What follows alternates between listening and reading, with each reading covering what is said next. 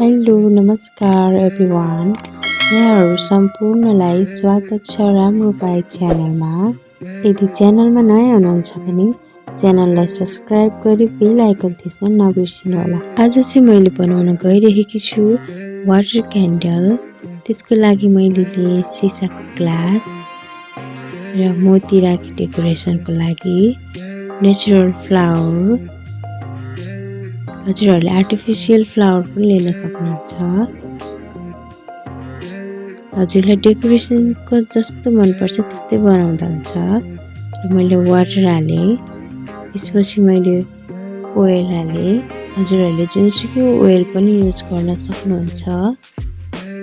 बत्तीको लागि चाहिँ हार्ड प्लास्टिक चाहिने हुनाले प्लास्टिकलाई राउन्ड शेपमा काट्ने र बीच भागमा काटेर बातीलाई राख्ने। यसरी काटिसकेपछि यसरी बीच भागमा राख्ने। रेडी भयो। मैले चाहिँ सिम्पल तरिकाले बनाएकी छु। यदि हजुरहरूलाई पनि बनाउन मन लाग्छ भने यसरी नै बनाउँदा हुन्छ।